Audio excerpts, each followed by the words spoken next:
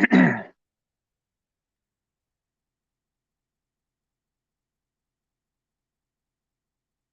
right. See if anybody shows up on here.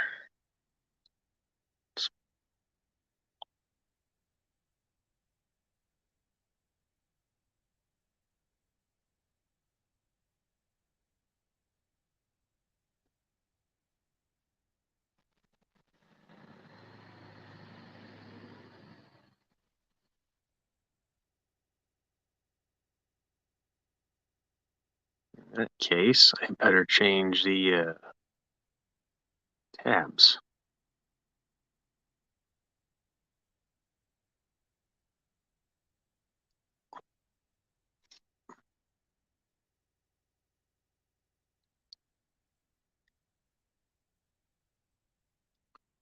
Okay.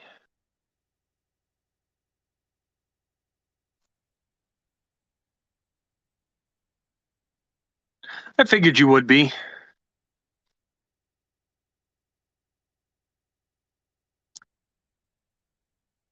This is the first time that I've gone um, live on my personal channel in a long ass time. And with that being the case, better switch logos.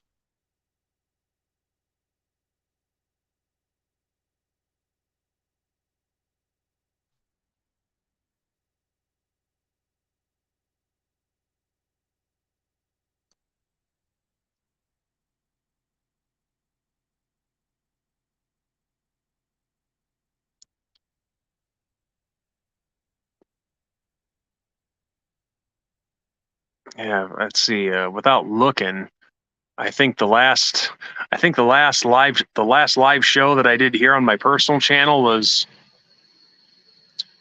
I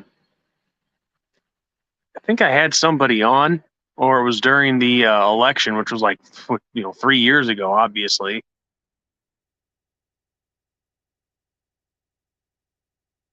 College is much better than NFL, in my opinion. I like the recruiting aspect of college. You get new players every year. Of course, big time difference. That's reach level's very unique. I mean, it has more of a NFL has more of a bit of business type atmosphere. And college, even with the NIL and all that stuff, it's still more exciting than the NFL. Which I'm not saying that NFL games aren't fun to go to. Of course they are. It's just there's something with college that is very different. There's more energy and more excitement, and I think it's just that's because when you're looking at trying to play for a major bowl game or a playoff spot, every game matters. Like the NFL, if you lose a few games, you can still make the playoffs.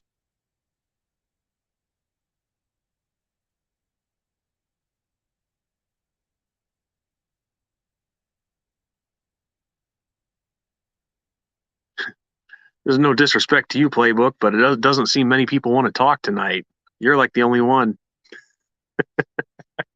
It's like who did I piss off now?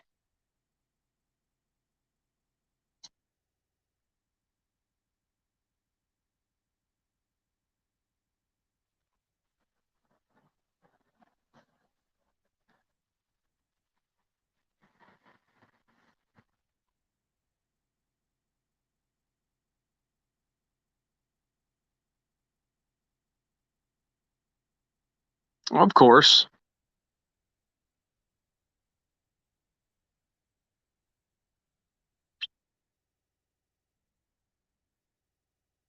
Well, Notre Dame is just so special in its own unique way. Like you're right. The Bears, they don't even come close to a comparison.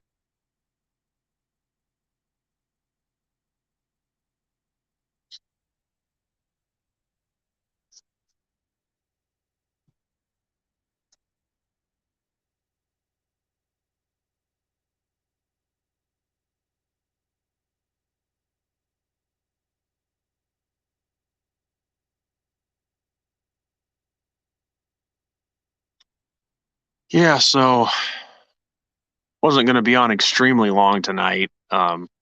Coming here to my personal channel is really just an experiment, just to see if anybody's even watching tonight or if anybody's even out. Um, but no, I'm actually going to be crashing pretty early tonight because we're heading out to St. Louis tomorrow pretty early.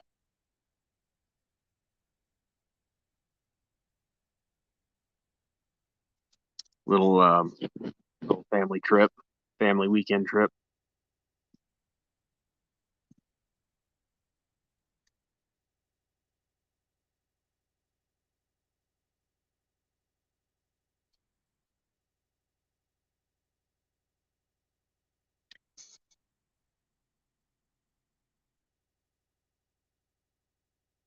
Tell you one good thing about having a very small audience like this is beats the heck out of trolls. That's for sure.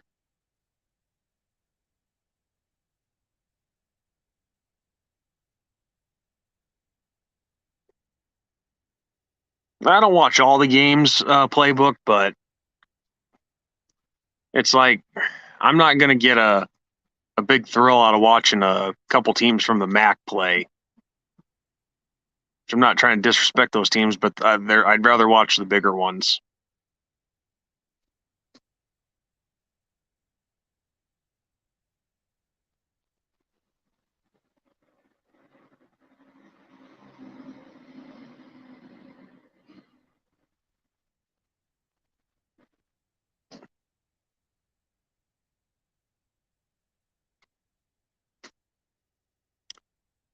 So I'm just curious, playbook. Did you participate at all in the "Who is this wrong answers only" segment?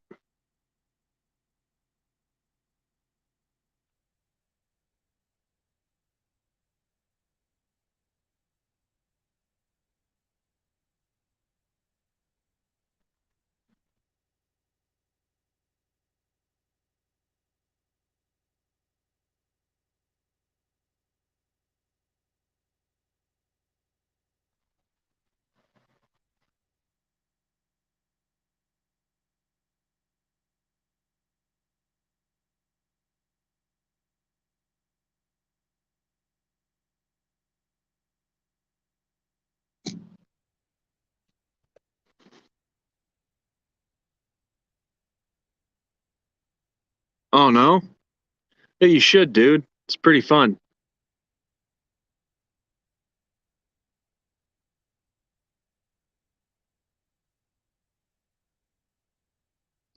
I got to give the Fight of the Irish page credit. There was um, a lot of good response to that.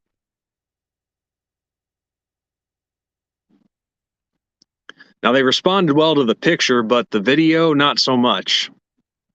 That's sometimes that's what I wonder.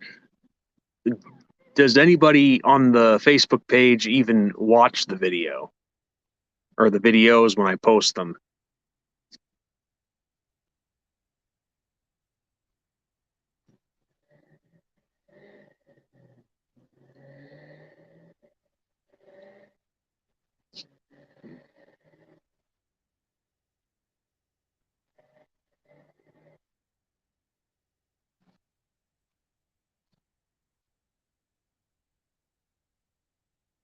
Yeah, it kind of gets frustrating and disappointing sometimes. You know, you post a video on a page that you help run and it doesn't even seem like people watch it.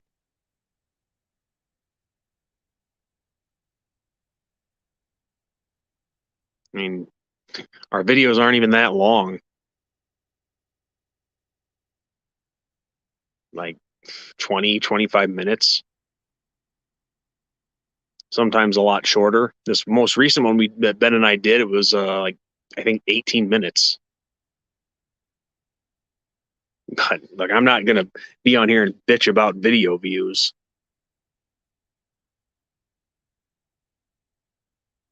Well, you didn't understand the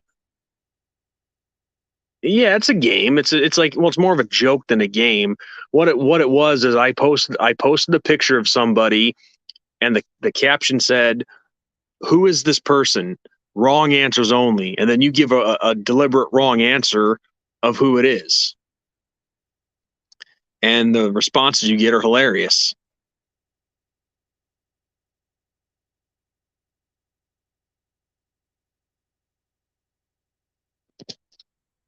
But yeah, I guess you could consider it kind of a game, but it's more of just a little joke for laughs, if anything.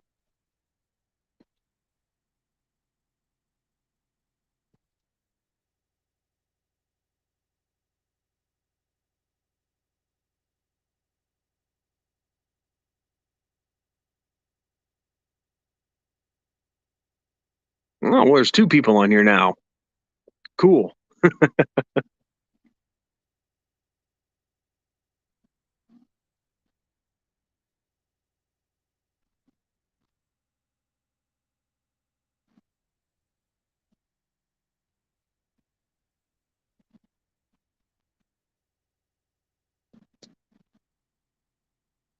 Yeah, dude, go back to the Facebook page and see where I posted. It's the post where I posted the picture of Paul Feinbaum, and Ben and I made a video of it too. Well, I mean, I did the video, but what I mean is he's just as much in on it. It was just something that we saw on Twitter and thought it'd be fun to do for the Two Irish Brothers channel. Who is this person? Wrong answers only. And oh, so far all the answers I've seen are funny as hell. Because the first picture was Paul Feinbaum. And Ben and I have some good ones in store for future editions.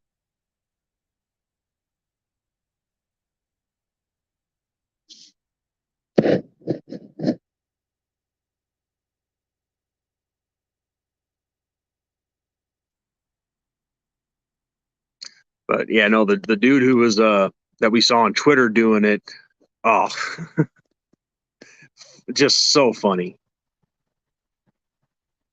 And he was getting a lot of good answers and reactions to it also.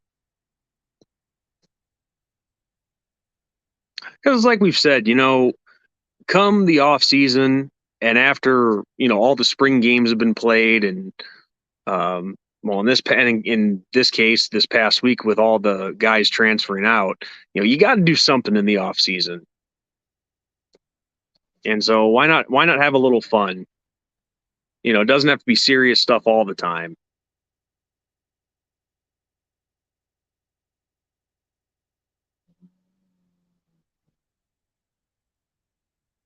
Lucifer, what are you growling at? I think he see I think he sees a squirrel or something.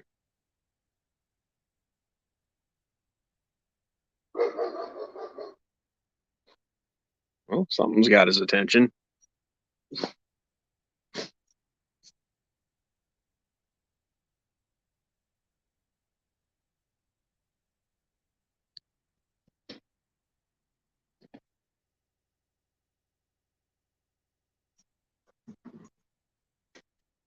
Uh,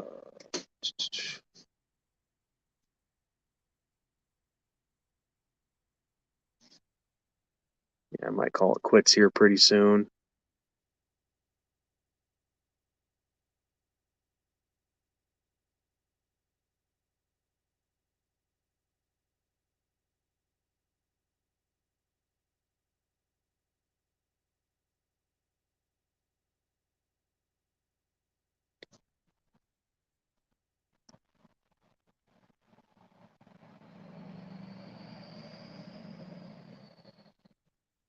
Oh, of course he's a clown. I just saw this comment now. Yeah, no, he is definitely a clown.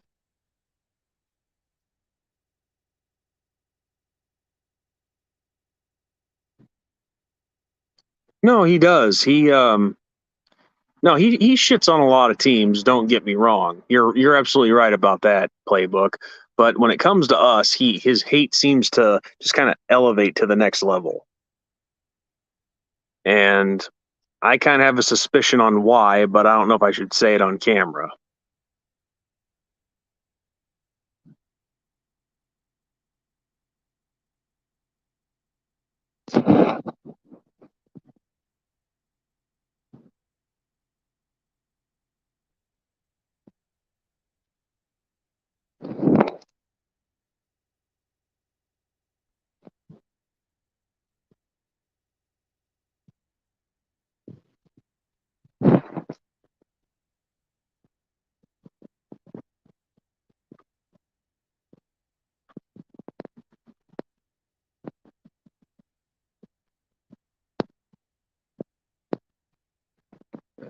Sorry, playbook.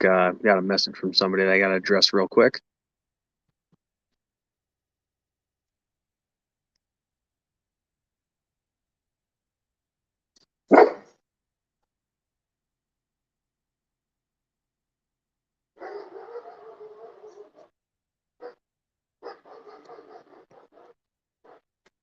Okay.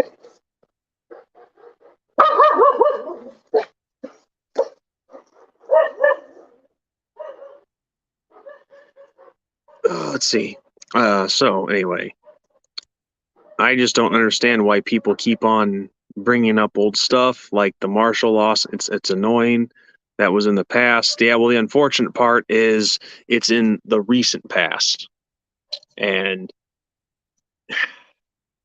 let's face it, those losses sucked.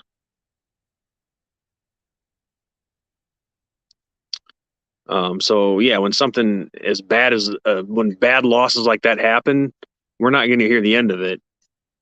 But I find it funny though because Michigan fans are jumping on us on Twitter for that. Really, they have no room to talk when they were the only team that lost so badly to an FCS opponent. Now, granted, that was 2007. I get that, and it was an Appalachian State is now an FBS school, but at that time, that was a bad look for Michigan. So other fans of other teams have no room to talk. Mike Peterman, what's up? The second person I've talked to all night. I just posted my answer for this week's edition of Wrong Answers Only. I saw that. But of course, we're going to wait and read everybody's answers on Sunday. That's how Ben and I are going to try to kill some time in the off season. We're trying to find stuff that catches on. Because last year we tried covering the USFL, and this year we did a little of the XFL, but just those things just weren't selling with the audience.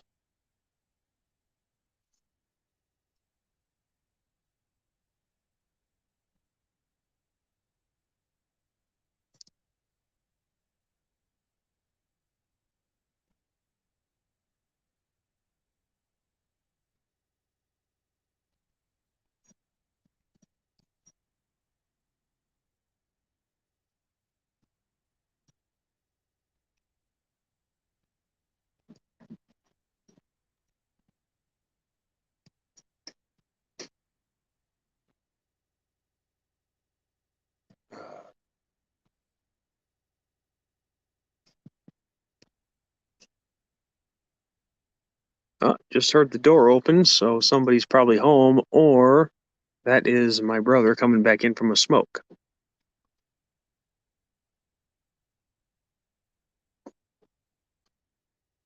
Yep, I think it was the latter. Hey, 3 people on. The night's personal best.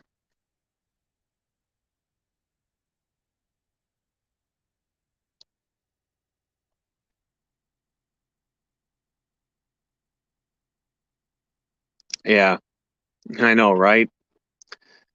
Yeah, they think they've got it so tough, and they think our schedule's so weak. Give me a break. Let me tell you guys something, and this doesn't apply to every single person that watches college football, but sometimes the worst part of the game is the fans. With some of the stupid shit that some people say.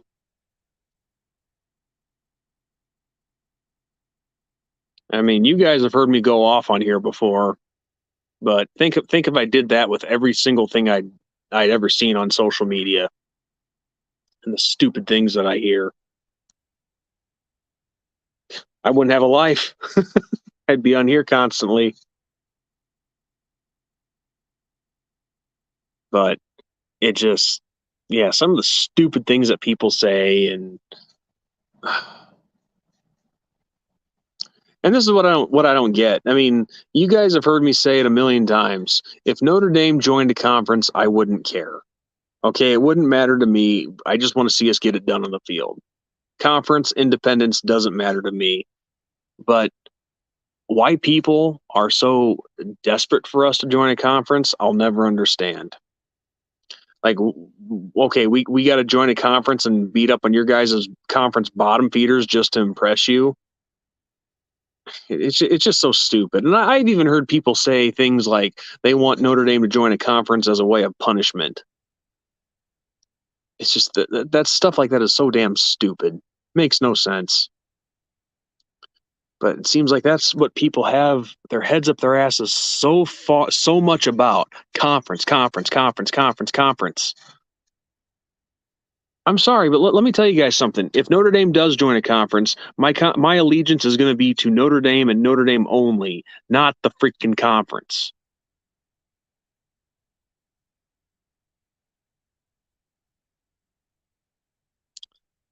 What did I say Michigan State did in Notre Dame Stadium? For starters, they planted their flag on the field.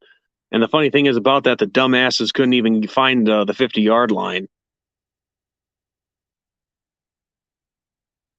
But yeah, no, they planted their flag because there was a time period where they had a little winning streak over us at South Bend for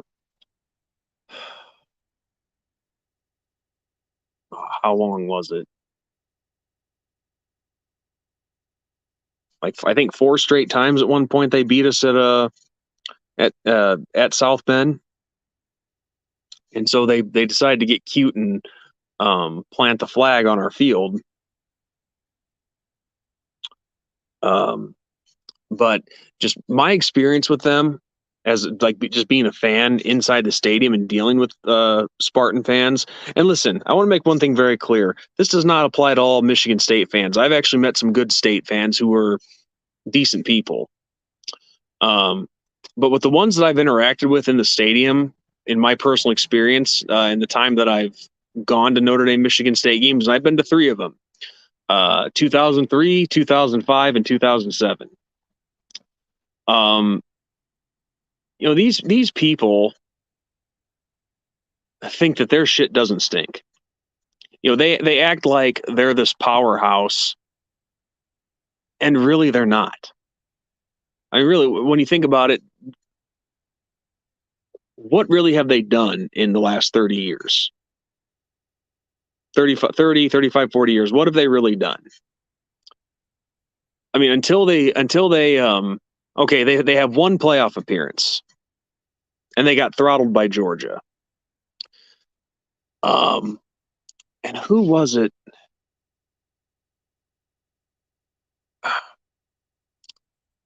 Their most recent Rose Bowl win. I forget how long ago that was, and I forget who they played, but they won. They won their first Rose Bowl.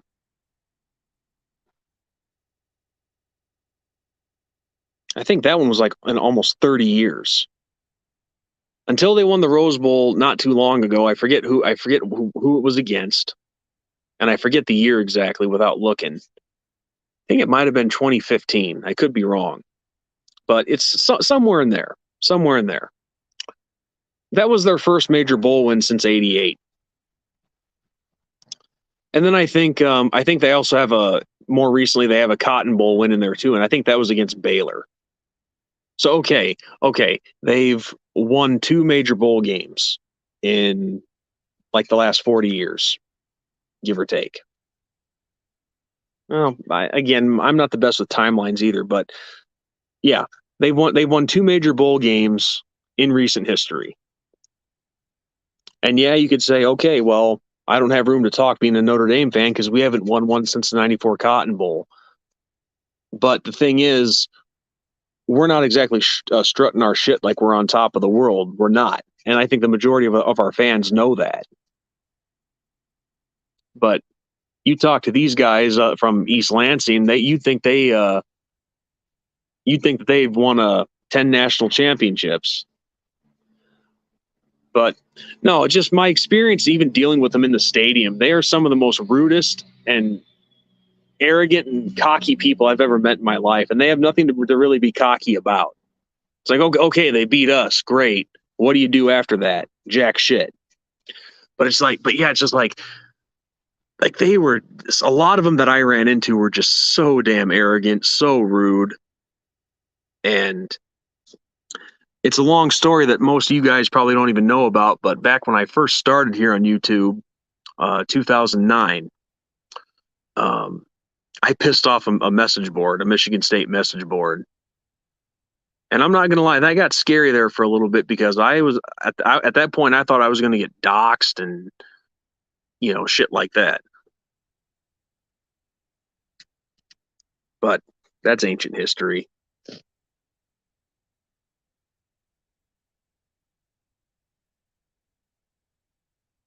But what happened was, is I had made a joke, and it was a joke video. And I admit this video no longer exists, but um, the comedy in it was bad. I'll be the first to admit that. But I just made a joke video talking about some of the things that I just did, making fun of Michigan State.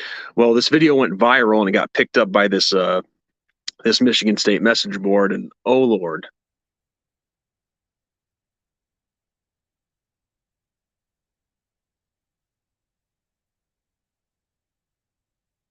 And you know what the sad part is?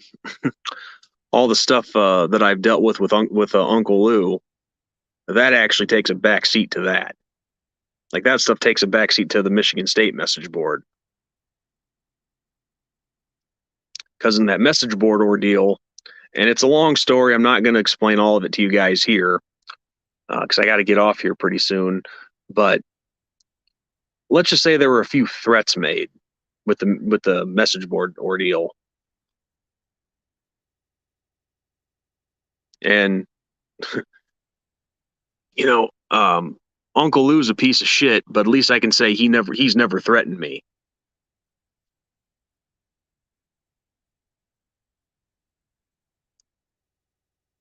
But yeah, well, let me tell you guys something. When you have people making threats to like dox you and call your workplace, and on top of that, not knowing what their intentions are or what they're actually going to do. I mean, a situation like that, you don't know if harm's coming.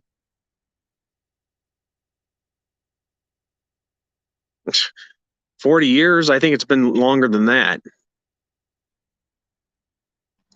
But yeah, that did get with that message board situation. That did get scary for a quick second there. Because when it's people online, you have no idea who they are. You don't know what they're capable of.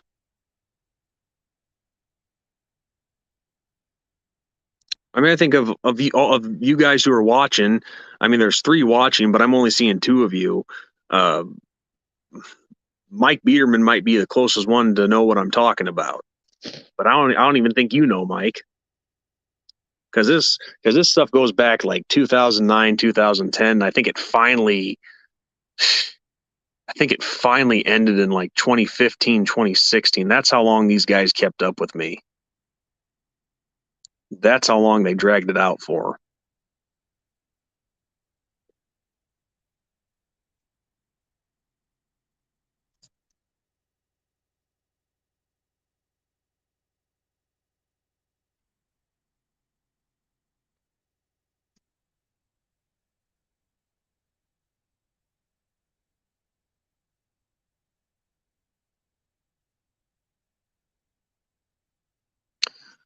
The Golden Playbook, curse away all you want. First off, this is my personal channel. You can say whatever you want. I mean, we even cuss over at the Two Irish Brothers channel, but here on my channel, it's anything goes. You could drop a C bomb if you wanted to. I don't care. But here's the 7 so-called dirty words: cocksucker, motherfucker, fuck, shit, cunt, cock, and pussy. There.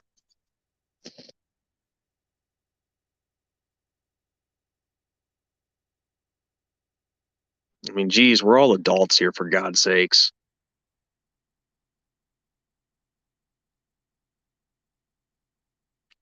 DC Irish 1213, I sure hope so.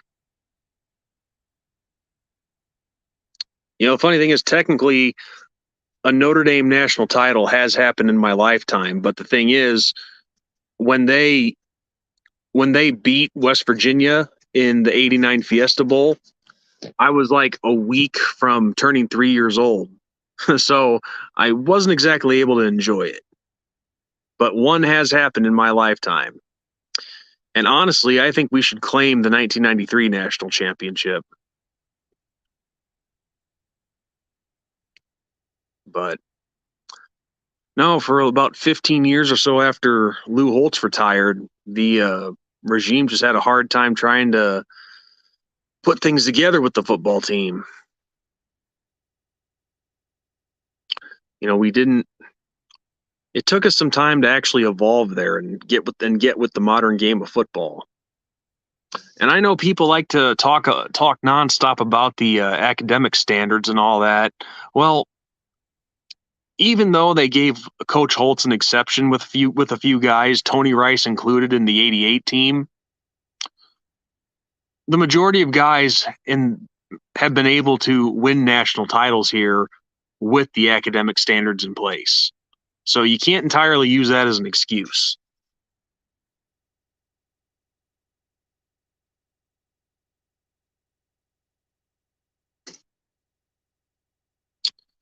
Well, DC Irish, I was born in '86, but I grew up in the '90s, so I'm a '90s kid.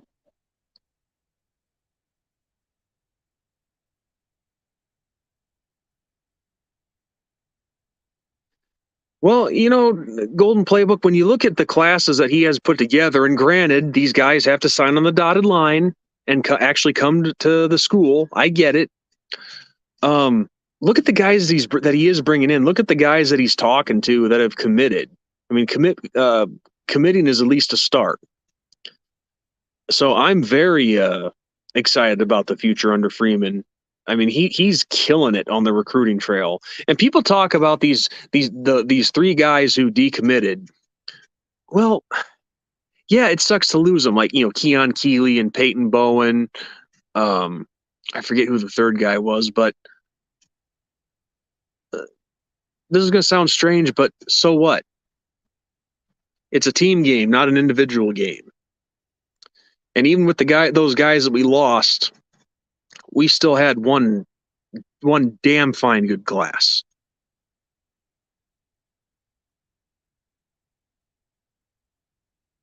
I mean, it's just people always expect instant results, and that's just not the case. Hold on one sec, guys.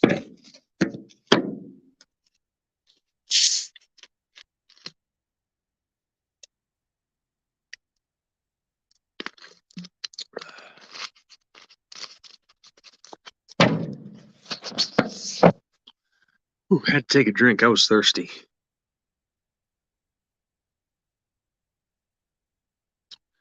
Well, that's just it, playbook. You lose guys. That's just what happens. People need to calm down. That's a part of life. Yeah. Yeah, I mean, guys are going to transfer. We're not the only program that this happens to. I mean, people thought last week was so bad. Look at what's been going on in other programs. But for whatever reason, that stands out.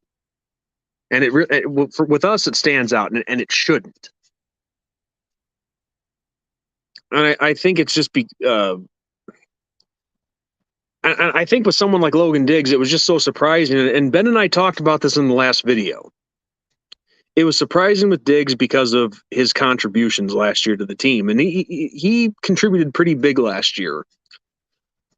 But the thing is, it sounds like he's wanting to be a featured back, and he's not going to get it at Notre Dame. He's not. I mean, Audric Estime emerged last year. You have Jadarian Price, who just looks like a monster. He's looks like he could be Estime 2.0. Jeremiah Love coming in. Jabron Payne had a nice spring game. And plus, Notre Dame's looking to want to pass the ball a lot more. So, yeah, it's just a part of the game. Guys are going to transfer. Well, yeah, that's just it. He wants to be the feature guy, like I just said. He wants to be that go-to running back. So you're not wrong there, DC. You're not. But yeah, just he's not gonna be that main guy in a loaded running back room. He's not. Then you also said I would take Hartman over Buckner. Glad we got him, even though Buck left. Yeah, and I can't say this enough about Tyler Buckner. I wish the kid nothing but the best. But yet you have so many people out there saying, "Oh, good, I'm glad he's gone. Don't let the door hit you on the way out." Give the kid a break. He hasn't really had a chance to get established. And, you know,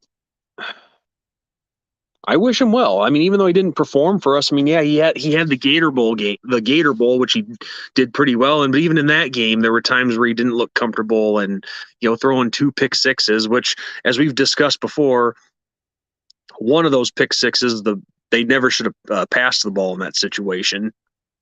But he just, I'm sorry about that, guys. I had to itch my nose. It just, Hartman is the better quarterback. He's more seasoned. He's more experienced.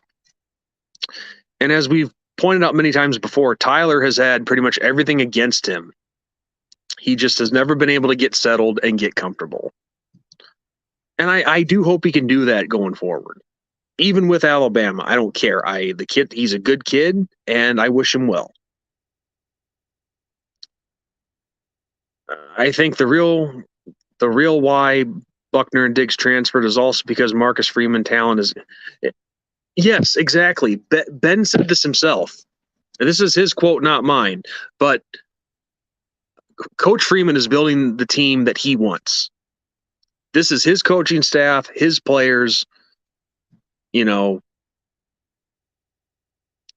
He's going to play the guys that fit his schemes. He's going to hire the coaches that he wants to run those schemes. So this is his team now. So that very well could have happened. No, playbook, I knew what you meant. Don't worry about it.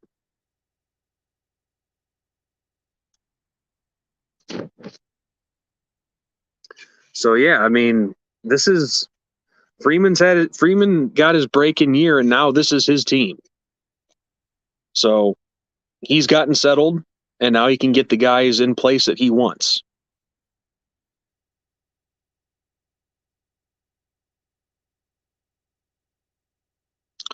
But yeah, I'm like the rest of you guys. I cannot wait till the season gets here.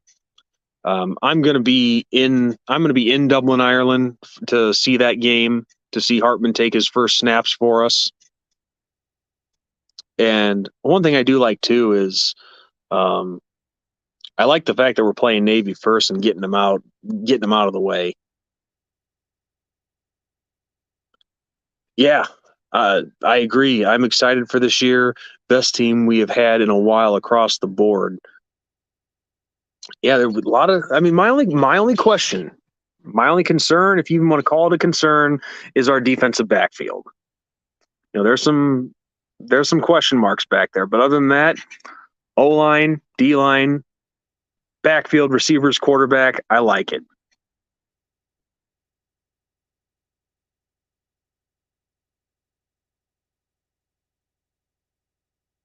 And I think, and honestly, I think if, and of course, I'm not. This is just a hypothetical, but I think if we had a guy like Hartman as quarterback last year, things go a hell of a lot differently. Because that's the thing, and I'm not knocking Buckner or Drew Pine, but clearly neither one of them were the answer long term. And let me tell you guys something. People like to shit on Drew Pine. If it wasn't for Drew Pine, our season doesn't finish 9-4 with a Gator Bowl victory. Our season actually gets worse without him.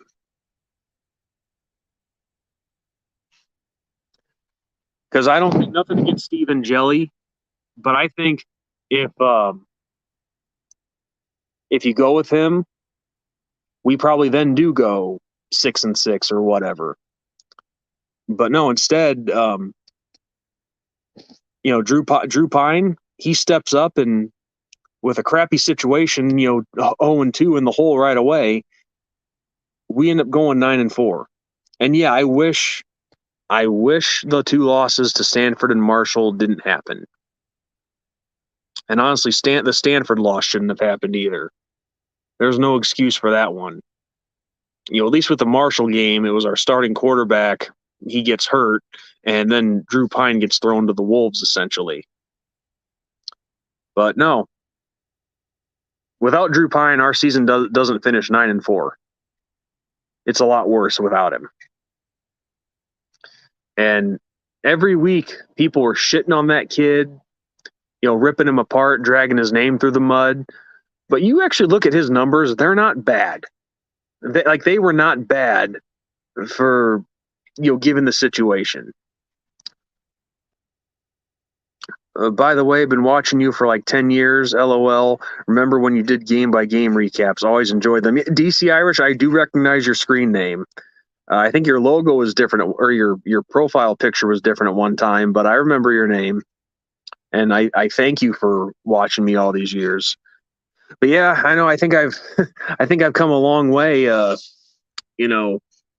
Going from doing the previews and recaps in my car to forming this partnership with Ben and doing our new show. And just for the record, when I was doing those videos out of my car, it was only because at that time I didn't have a desktop yet. I had just my laptop had just went to hell, and I just that was the best I could do at the time. But no, things have been great these past 3 years, joining forces with Ben and having a co-host. It's been awesome. And Ben has become a great friend over the years. Because of course him and I knew each other before we even started the Two Irish Brothers. I mean, hell, I'm sure you guys have heard the story a million times. The first time him and I met in person was when I came down to where he lives and was when he invited me to be a groomsman in his wedding. So it's a pretty cool story. I think Drew Pine was our best option last season. They had no choice. And Jelly would. See, I'm telling you, dude, I'm not making fun of you, Golden Playbook, but you got to put some periods in here and stuff. I think Drew Pine was our best option last season. They had no choice, and Jelly wouldn't have been ready. It probably would have been more worse. I watched your recap since 2010. I remember your rant about that Tulsa loss. It was entertaining. It's always entertaining when you go on a rant. I probably should do it more. I mean, when I went on that rant after the Stanford loss, and I wasn't trying to be mean to the team. I was pissed off. My approach was I was pissed off because the team is better than that, and I knew they could be better than that. So I wasn't trying to just shit on them, but I was angry. But when I did that video, I think it was like 3 or 4 minutes long. Well, actually, I think it was a little under 3 because I posted it to TikTok, and you can't have videos more than 3 minutes. But in that overnight, after I posted that rant after the Stanford loss, we got, like, no joke, 50 subscribers overnight, and I think the video is stuck at around 4,000 views right now.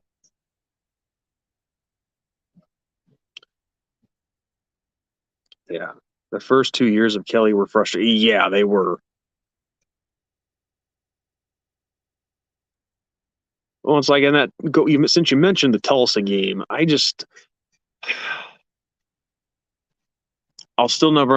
will still never understand that.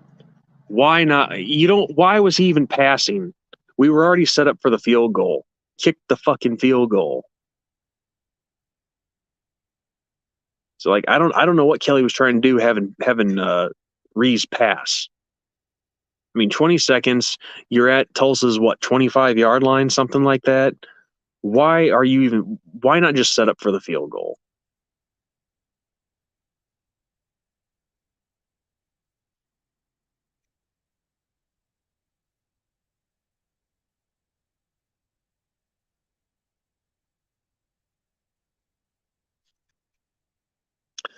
But even to Brian Kelly's credit, he was in the same situation as Freeman's in now. Getting his guys in there, his coaches.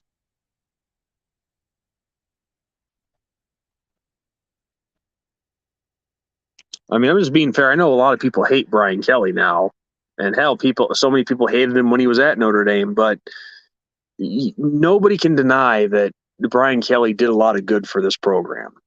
He did. Is he a likable guy? No. Is he a player's coach? No. But he got us back to relevancy. He got us back to places that we hadn't been in a long ass time. And granted, I'm not going to deny anything. He didn't get over that hump.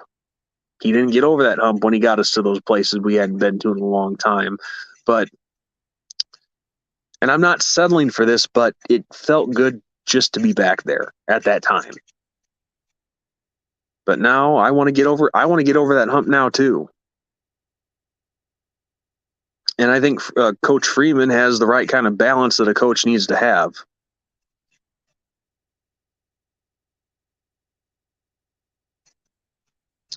But I'll say this stuff with wanting a coach fired after 2 or 3 games, it's the most ridiculous and absurd load of bullshit that I've ever heard.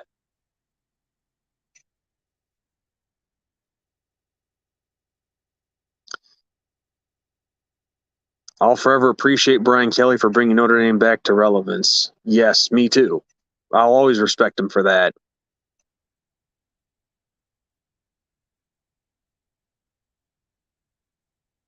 Yeah, we were. I mean, ever since when Lou Holtz retired, they go with Bob Davie. Bob Davie for 5 years, Willingham for 3, and then Charlie Weiss for I think 5 or 6. I could be off there a little bit. Now there were some good years, or there were a couple of good years under the Charlie Weiss years, or under the Charlie Weiss regime. But overall, it was a bad period for Notre Dame.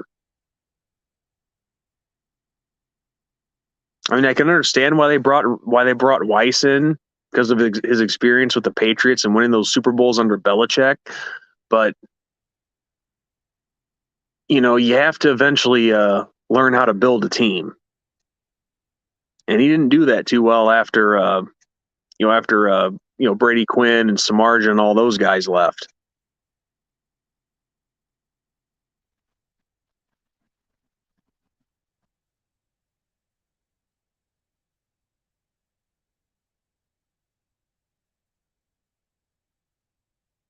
They all sucked. Playbook. They all sucked. One was really no worse than the other. Yeah, no, those 2 years were great.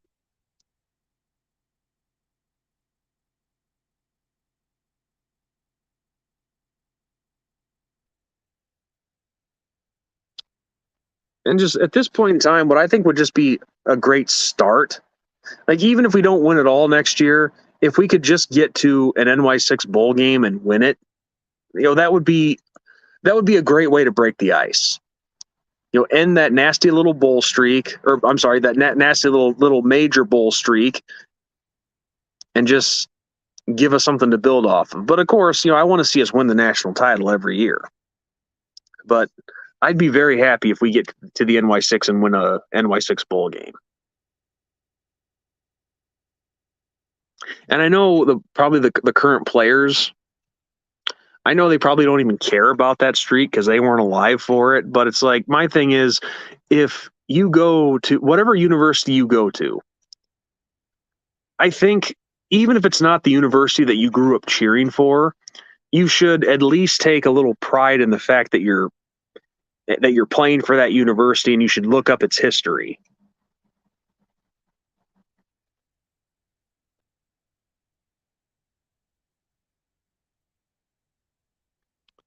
Like myself. Okay, I'm this is going to sound ridiculous as hell, but I know that if I was a highly touted prospect coming out of high school, And even though I love Notre Dame, if I was offered an opportunity to really excel somewhere else, then I would have to open my mind to it. And even if that did happen, I would of course take pride in where I'm playing at, learn the school's history, embrace it. Because that's the university that gave you an opportunity. Yeah, we need to win an NY6 Bowl. Would be awesome to see us break that streak in the playoffs this year and then win it all the week after. Oh, of course I would love it. I would love that. Absolutely. Whether it be in the playoffs or outside the playoffs, God heaven for hopefully we do make the playoffs.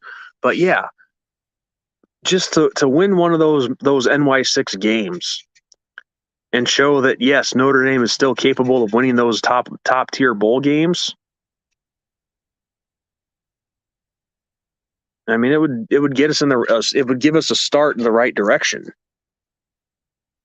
As far as on the field goes, I think we're already off to a great start now. But some guys just if you think I'm just trying to copping out by saying this, we've won a Citrus Bowl recently. We won the Gator Bowl last year. And honestly, guys, I think both those games alone, yeah, I mean, they're respected bowl games. Don't get me wrong; they've been around for forever. They're traditional. They have the prestige. Those are games that could easily pass as NY6 caliber bowls.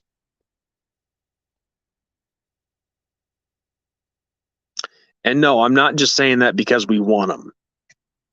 I would be saying the same thing even if we had lost. And you know,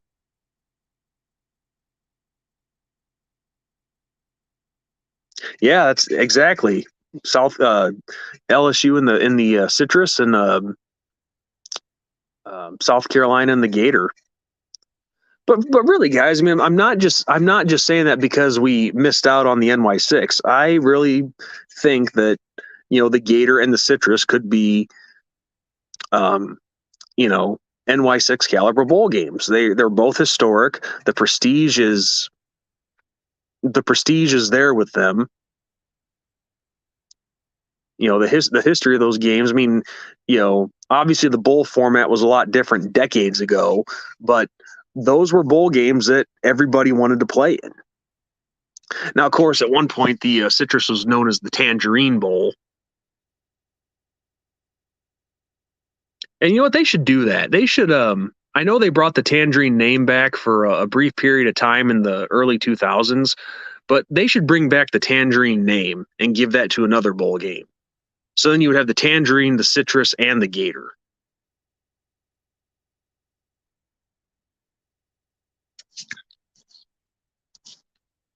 Holy crap, guys.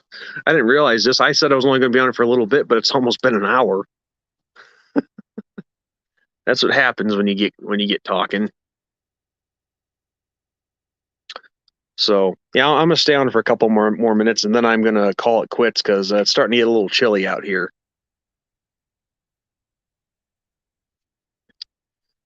Uh, yeah, Golden Playbook or Rose Bowl would be nice, but at this point, I'm not too particular. Shit, I don't care if it was the Cotton Bowl that we won every year.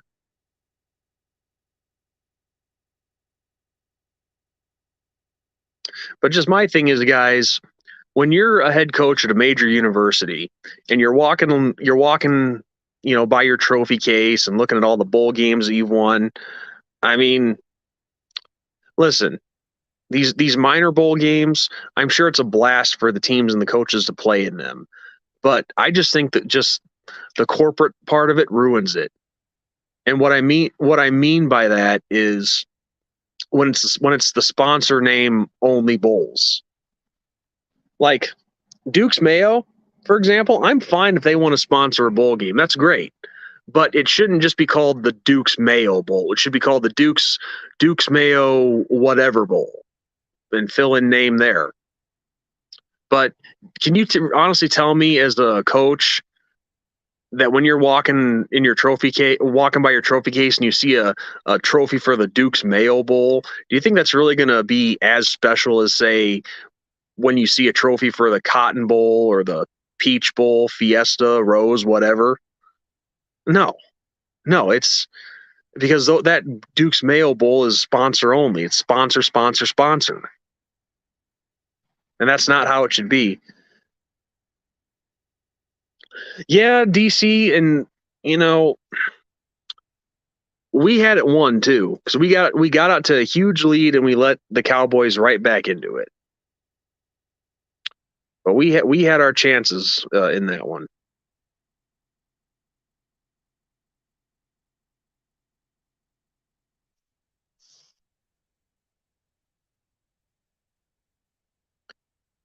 No, that's just where you got to put together a complete performance on the sidelines and on the field. And at least with that, I can understand with Coach Freeman because he had only been the head coach for like what 3 weeks. I mean, that's a big adjustment from going to a defensive coordinator to head coach. And yeah,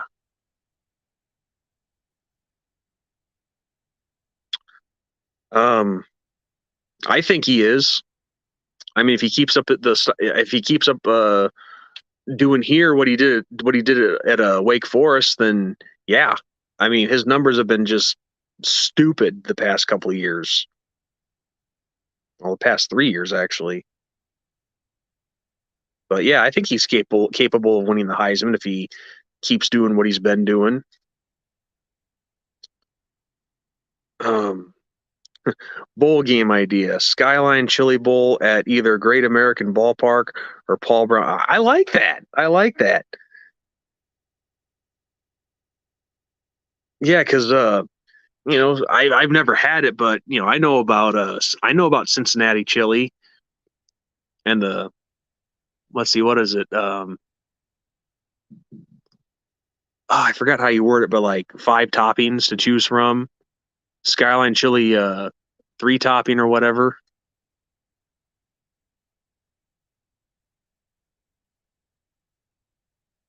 Because let's see, because I think if you go all the way with the five, whatever the terminology is for that chili, I think it's yeah, chili, cheese, onion, beans, and what, hot sauce. Because I remember seeing like the Cincinnati chili on TV before on some food show.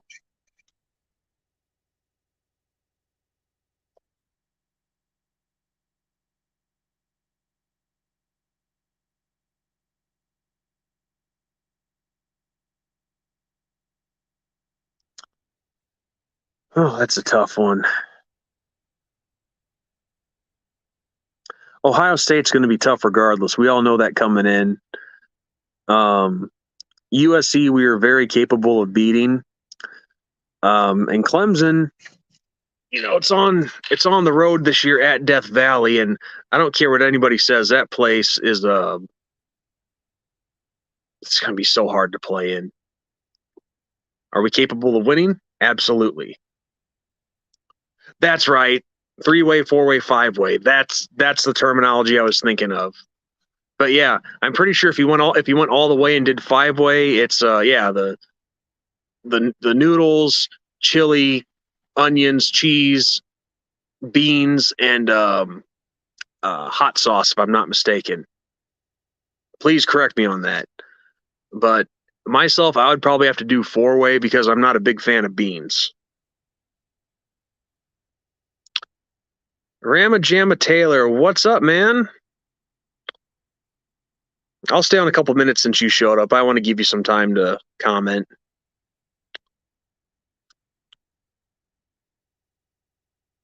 I think Ohio State would, without a doubt, be the biggest win.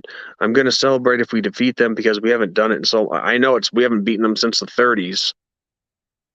But then again, 2, we've only played them. Let's see, 1, 2, 3, 4, 5, 6, 7. Including last year, we've only played them 8 times total in the history of college football. 8 times. And you would have thought we'd played them more with how close we are to them.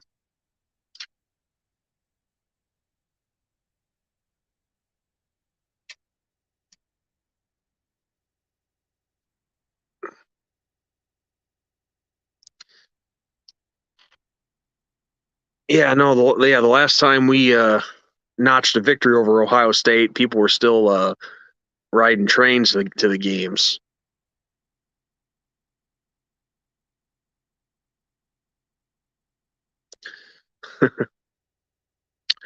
I went to Skyline Chili for Red's opening day. I ended up getting a 4-way with beans and a cheese coney to go with it.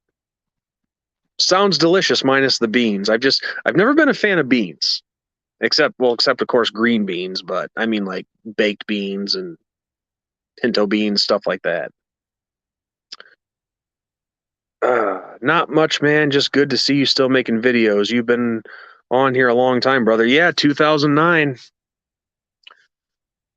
2009 was when I started the Big Sean Power 10 channel. Then switched it to my personal one here as NDSean45 because I wanted a more Notre Dame themed name. And see, Big Sean Power 10, that was my first channel that I had on here. Um, the reason for that name was this. Back in high school on the football team, my friends called me Big Sean. And in 2009, unless you were a partner video on YouTube, you only got 10 minutes tops to make a video. So I figured if I was going to have only 10 minutes, it's going to be a powerful 10 minutes. So that was the reason behind that name. But nope, YouTube dropped that. You can make videos as long as you want now, and I wanted a Notre Dame theme name. But here on my personal channel, I've stopped talking about I've stopped doing all my Notre Dame stuff on here, and I went with Ben to do the Two Irish Brothers show. I still do stuff on this channel, just not as much. And unfortunately, some people out there have a problem with the stuff that I have been doing recently.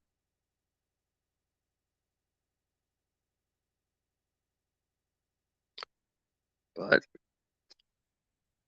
what can I say? I like exposing perverts because perverts are scum. The ones who prey on kids. Um, the prank phone calls, the ones that I've done as Gunther Dobkins, they've been a lot of fun. And I know, grow up, Sean. Right? Well, it's an act. It's comedy. It's just it's fun.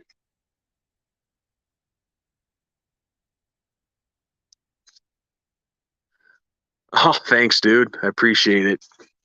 Yeah, no, the Big Sean Power 10 channel, it's sitting there collecting dust. You could say the same thing about this one, but um, I'm still doing some things on it.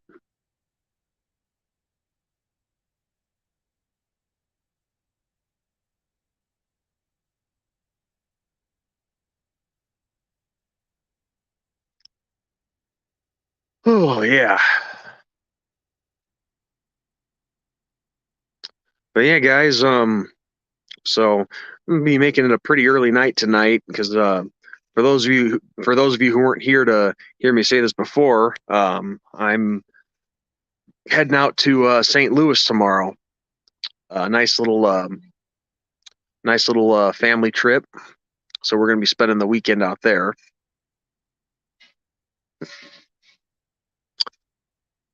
Exposing perverts is honorable. Keep up the good work, Sean, and Gunther's funny.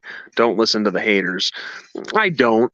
I still do my stuff despite what they say, but you know, I do feel it's necessary to address them, especially when one of them's a freaking uh, white trash chain smoking piece of shit hick. And I'm not talking about who you think I'm talking about.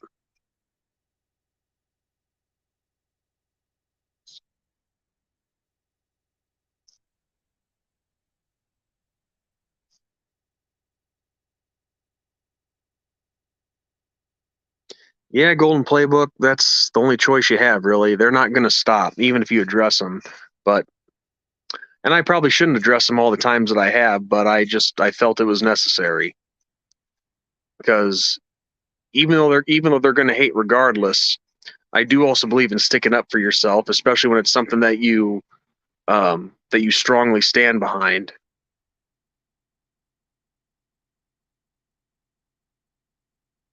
Because yeah, I had people really getting on me about the child predator sting videos that I did, and I'm not sorry for that. I mean, yeah, I added some comedy in there, and if people didn't like the type of comedy I added, fine. But the point is exposing the creeps that are out there preying on kids. And you probably wonder why do I care about that so much? Well, no, I'm not a father. I don't have kids of my own. But at one point, I had a baby brother and a baby nephew, and I love them dearly, and I love them to this day. And that's something I hate, is seeing kids getting hurt.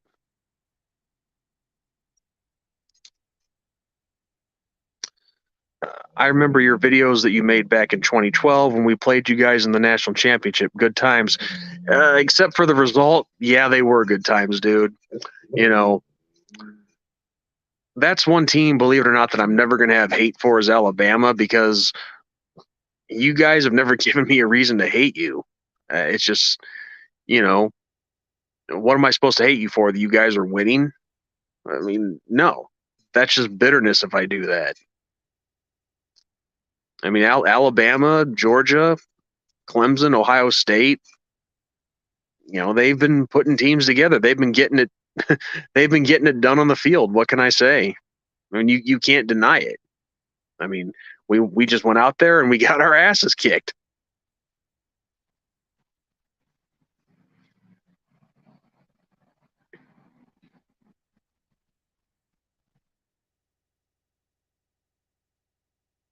No, that was good. That was good times back then. 2012, we make the national championship game, which I didn't even think was going to happen. I mean, that schedule we had at that time was freaking brutal. Miami, Oklahoma, USC. Who else did we play? Michigan was on the schedule. I mean, that really was a brutal schedule when you think about it. And think if it was back in the 80s. Oh my God. It's like suicide right there. But yeah, it was a lot of fun, the little bickering with all the Alabama fans, and then adding my buddy Shamrock Jerry into the mix. It was a lot of fun.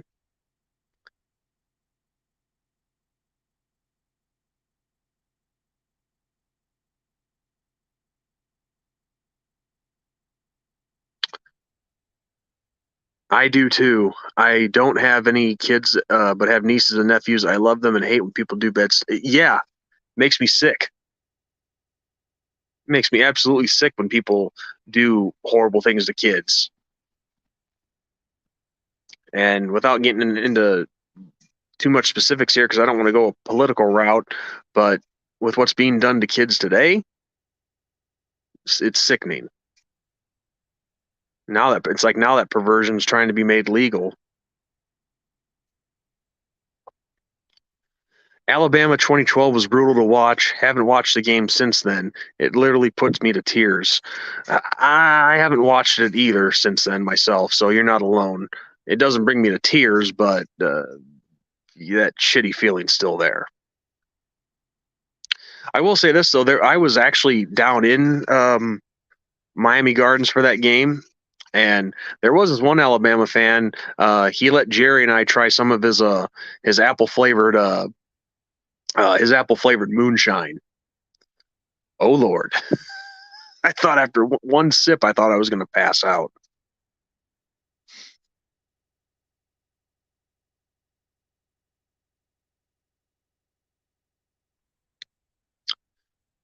I thought that 2012 team could have been national champions that year, but of course it was tough. It was tough. Alabama's on, yeah, they are. They are on another level, and people can say what they want about Nick Saban.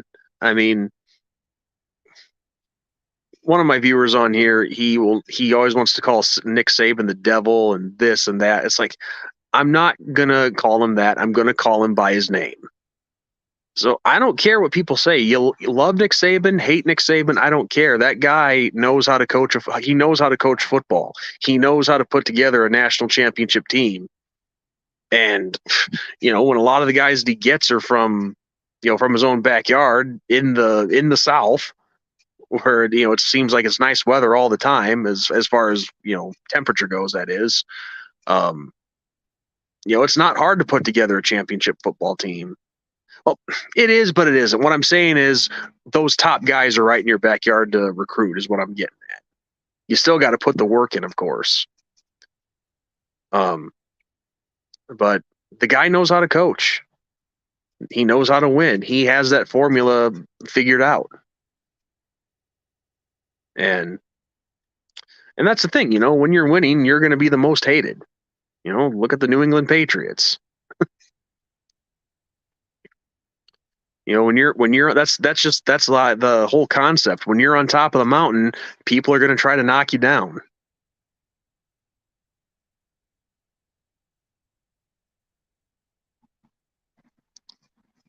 Yeah, exactly, DC.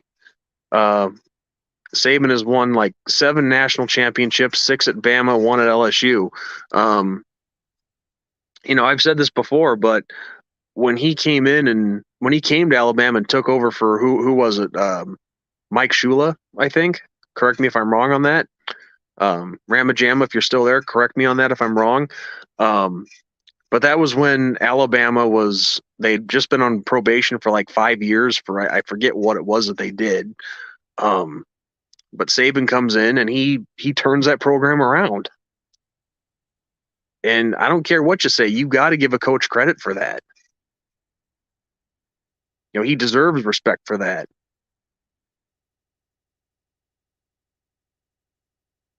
Yeah, we did have a lot of talent in 2012 playbook. We did.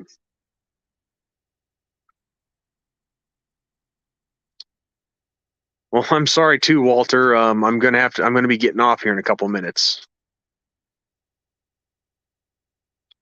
Okay. I thought so. The two mics. Yep. Yeah, I'd forgotten what that, yeah, because Alabama, I knew they had done something to get on 5 years of probation, and then I, uh what, they couldn't go to a bowl at all. They weren't eligible for any postseason in that time period, I think. But yeah, then um Nick Saban comes in, turns it around, and the rest is history.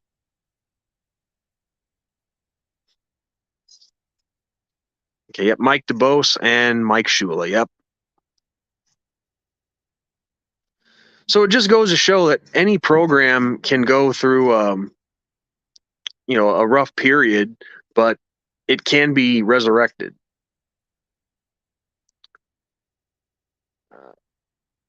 I have mixed emotions on the pitch clock, Walter. I mean,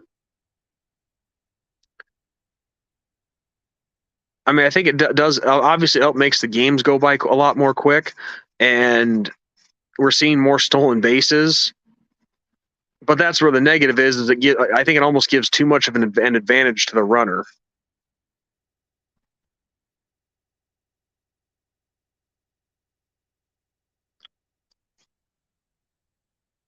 What scares me about Tennessee?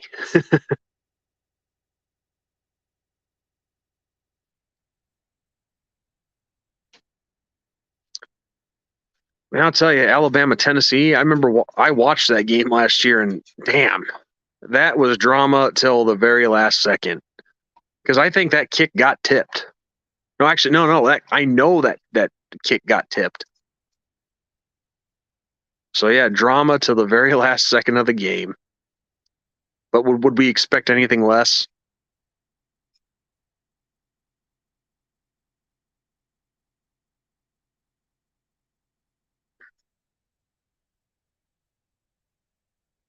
So, all right, guys, a couple more minutes, and then I'm for sure heading in. I'm really starting to get cold now.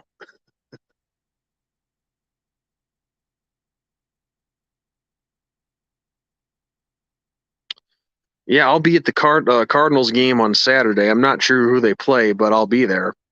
And yes, I know it's weird, a Cubs fan going to a Cardinals game. Well, it's being a baseball fan wants to experience all the stadiums. Yeah, that's what I'm saying. Drama till the very end. The kick still went in.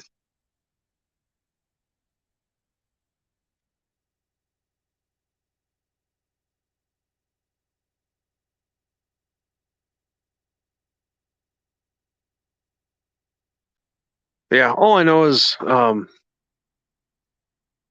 right, DC, thanks for stopping in, and you have yourself a good night. I'm going to be right behind you. Um, yeah, like I said, I can't wait till college football gets here. But um, all I know is at least we have the USFL to tide us over. And if you guys haven't given that a watch, I encourage you to do so because there's been some good football played in that league.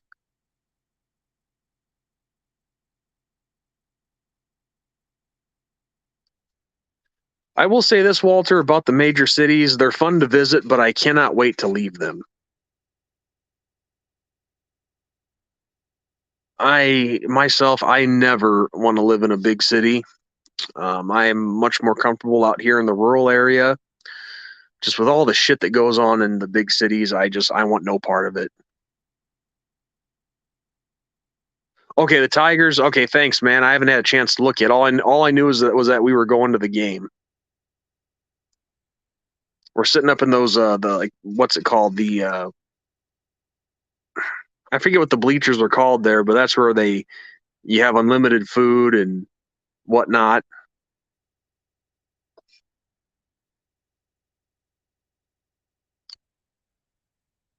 And of course, I owe all of this to my stepmom because see guys, what she does is every year on Christmas, instead of us exchanging gifts with one another, with one another, um, we decide to go on um,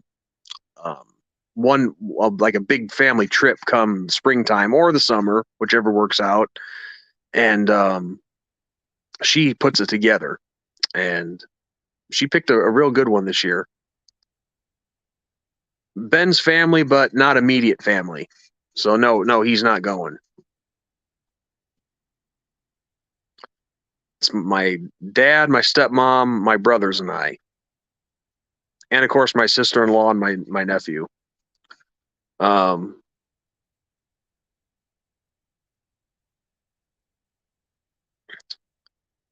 what was I going to say? I forgot what I was talking about. But yeah, anyway, no, we're leaving for St. Louis pretty early tomorrow, so we're gonna hit up the zoo. And funny thing is, that's my two younger brothers. That's what they wanted to hit up first, because I guess now the St. Louis Zoo serves beer, so they want to get smashed and watch all the animals, which I'm actually looking forward to because that's gonna be funny as hell. Um, uh, I don't know, might visit the Arch, and the question is do I want to visit Anheuser Busch? I'm edging towards no, and I think you guys know why. Those of you who've been watching me for a while, you know why. So this is what I say to Budweiser and Bud Light and Anheuser Busch, endorsing a freak like that. Yeah, I said it, and I'm not ashamed of it.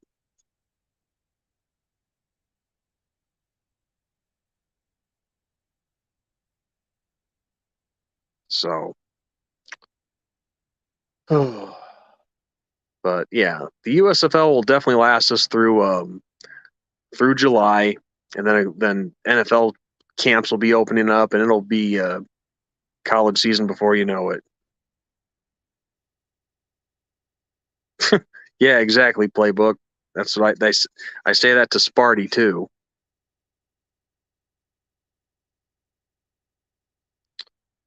But all right, guys. Well, I think this is where I'm going to call it.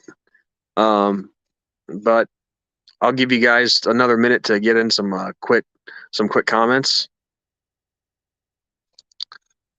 I got to start watching you. Hey, it's a lot of fun, man. I'm telling you. It's a lot of fun. There's some good football. No, it's not the NFL, but it's really good football for what it is. And of course, myself, I chose the Houston Gamblers for my team, and my reasoning for that is that the Houston Gamblers in the original version of the USFL back in the early '80s, when they were actually trying to compete with the NFL,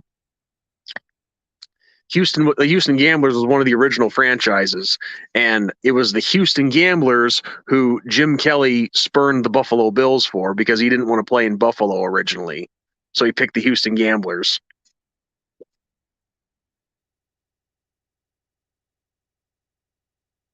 Yeah, I saw you say that playbook. The San Antonio Brahmas. Ben and I, of course, both cheer for the St. Louis Battlehawks.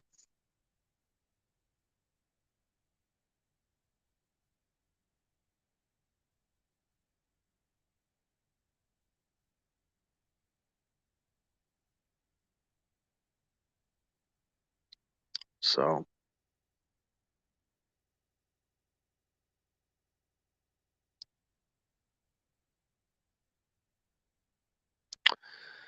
well, all right, guys. Now I am officially going to call it. You guys all have a great evening. God bless, and make sure to check out the Two Irish Brothers this Sunday. The episode that Ben and I are going to be doing is reading off answers to a "Who Is This Wrong Answers Only" segment. And if you guys don't know what I'm talking about, go to the Two Irish Brothers channel and check out the most recent short that I put out. That explains everything. And then you're not going to want to miss the answer episode on Sunday. So I'll talk to you guys later. Have a great night, and God bless.